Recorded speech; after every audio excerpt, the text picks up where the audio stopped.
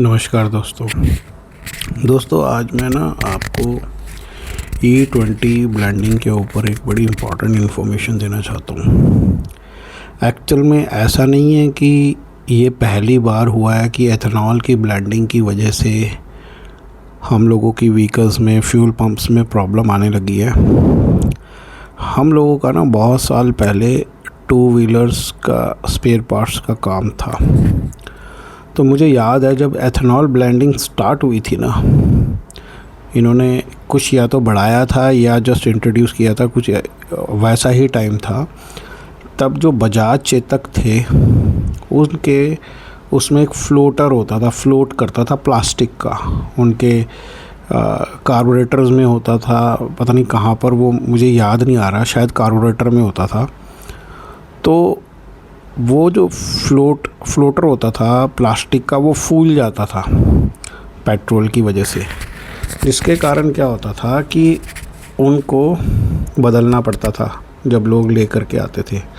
तो ये ethanol blending increase या एथेनॉल ब्लेंडिंग इंट्रोड्यूस पे ये पहले भी प्रॉब्लम्स आई है। और पहले क्या होता था, गाड़ियाँ ज़्यादा नहीं होती थी और ऐसा सोशल मीडिया नहीं था और ऐसा ना ही कोई प्राइवेट मीडिया था, किसी भी तरह का इतना ख़ास मीडिया नहीं था, दूरदर्शन ही था, जिसके कारण क्या हुआ कि ये चीज़ इतनी फैली नहीं। और जहाँ तक बात है, लोग पेट्रोल्स की बॉटल्स दिखा रहे हैं, कुछ लोग 3-3 लेयर्स दिखा रहे हैं बॉटल्स के अंदर। क्या होता है, एथेनॉल ब्लेंडिंग जब इंक्रीज़ होती है ना, तो ये इसको बहुत अच्छी क्वालिटी का पेट्रोल चाहिए। अगर एथेनॉल ब्लेंडिंग में कोई और चीज़ डाल दी जाएगी तो वो ख़राब कर देगी व्हीकल को।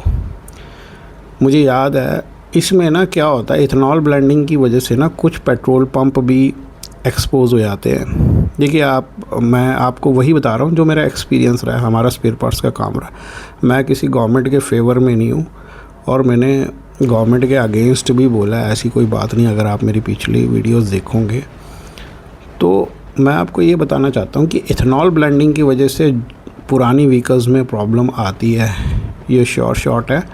और न्यू व्हीकल्स जो एथेनॉल ब्लेंडिंग के हिसाब से बनाई जाती है वो उसके साथ कंपैटिबल हो जाती हैं, ठीक है। जिसके कारण पहले चेतक के हर स्कूटर में प्रॉब्लम आई और फिर उसके कारण ना पता नहीं क्या हुआ कि हमने ये भी देखा कि काफ़ी सारे पेट्रोल पंप्स एक्सपोज भी हुए, जिसमें अगर आपके उसमें 3 लेयर्स बन रही है ना पेट्रोल में, तो वो इथेनॉल इशू नहीं है, तो वो तो आपके पेट्रोल पंप में प्रॉब्लम है। क्योंकि जितने ज़्यादा मिक्सचर होगा ना पेट्रोल में, अलग अलग चीज़ें मिलाई जाएंगी, उतने उसकी लेयर्स बन जाएंगी, जितनी भी चीज़ें एक्सटर्नली उसमें इंट्रोड्यूस की जाएंगी, ठीक है। तो इथेनॉल ब्लेंडिंग का इफ़ेक्ट पड़ता ही पड़ता है। और भारत एक अकेला देश नहीं जहाँ पे इथेनॉल इंट्रोड्यूस किया गया है, दूसरी कंट्रीज़ में भी इथेनॉल इंट्रोड्यूस किया गया है। जैसे ब्राज़ील हो गया, ब्राज़ील में E32 भी इंट्रोड्यूस किया गया, E20 टू E32 इंट्रोड्यूस किया गया है। और थाईलैंड में भी E20 चल रहा है, ठीक है। मैं ये कहूँगा कि हमारे यहाँ लोगों में थोड़ी जागरूकता ज़्यादा हुई है, जिसके कारण थोड़ा इसके ऊपर बोला गया कि भी हमें चॉइस ऑफ पेट्रोल दो। और काफ़ी मैं आपको बताऊँ, मुझे नहीं लगता आपको चॉइस ऑफ पेट्रोल मिलेगी, क्योंकि जो अदर कंट्रीज़ है जिनको मैंने स्टडी किया है, थाईलैंड या ब्राज़ील, वहाँ पर चॉइस ऑफ पेट्रोल है नहीं। जैसे जैसे एथेनॉल की ब्लेंडिंग बढ़ाते जा रहे हैं, वो लोग चॉइस ऑफ पेट्रोल इतनी ज़्यादा दे नहीं रहे हैं।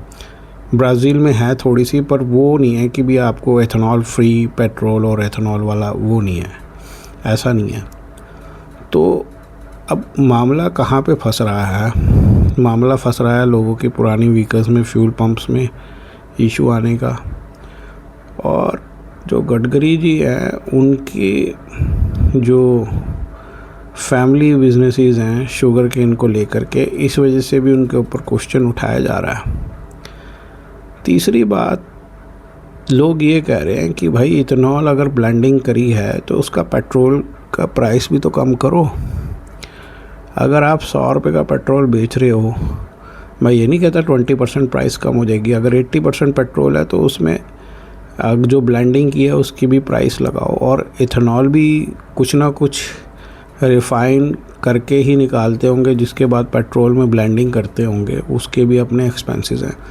तो एटलीस्ट 100 रुपये के पेट्रोल को 90 रुपीज़ या 95 के 90 to 95 के बीच में मेरे हिसाब से होना चाहिए। मैं ये भी नहीं कहता कि बिल्कुल 20% गिर जाएगी, क्योंकि इथेनॉल भी फ्री का नहीं है।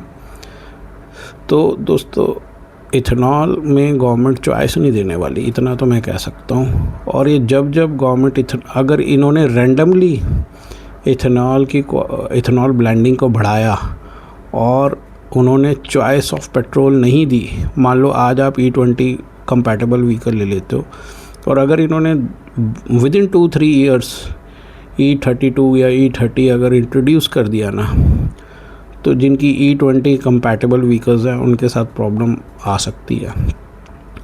तो सारी चीज़ों का जो मैंने एक कंक्लूजन निकाला है, मैं 2 व्हीलर और 4 व्हीलर्स को थोड़ा सा जो कंपेयर किया है, तो मुझे लगता है कि अगर फ्यूल पंप्स में चेंजेस हों तो काफ़ी चीज़ें काम कर सकती है वो। अब फ्यूल पंप की क्या मशीनरी है, कैसे वो, क्या उसमें सिर्फ फ्यूल पंप अकेला एक इक्विपमेंट है या उसके साथ और इक्विपमेंट्स भी रिप्लेस करने की ज़रूरत है, तो क्वेश्चन यहाँ पर उठ जाता है। तो दोस्तों, या तो फिर इनको E20 के हिसाब से फ्यूल पंप्स कंपनीज़ को मैन्युफैक्चर करने चाहिए और वो रिप्लेस करने चाहिए। तो मेरा जो एक्सपीरियंस 2 व्हीलर्स के साथ रहा, मैं वो आपसे शेयर किया कि अगर कोई पहले का इंसान देख रहा हो जिसने ये प्रॉब्लम फेस की हो बहुत साल पहले, जब चेतक के में जो प्लास्टिक का फ्लोट था वो एक्सपैंड कर रहा था और वो पेट्रोल की सप्लाई में इशू कर रहा था, तो ऐसे ही मुझे लगता है कि है तो एक्सपेंसेस कस्टमर पर ही हैं। तो अगर फ्यूल पंप की ज़्यादा प्राइस ना हो और उसको पूरा का पूरा रिप्लेस करके अगर वो हो तो वो कंपैटिबल बन सकती है। इसमें शायद कुछ इंजन का कुछ मुझे रोल नहीं नज़र आ रहा, जो मेरा पुराना एक्सपीरियंस रहा है।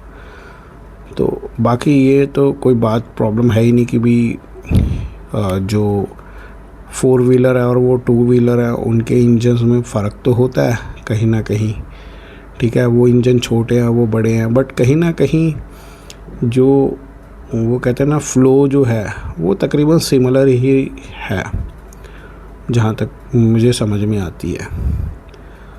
क्योंकि मैं काफ़ी सारे मैकेनिक से भी मेरे बहुत पहले बातचीत हुई थी, तो कहीं ना कहीं वो बस मशीनरी बड़ी और छोटी का फ़र्क है और कुछ चीज़ें हैं जिसमें डिफरेंस है।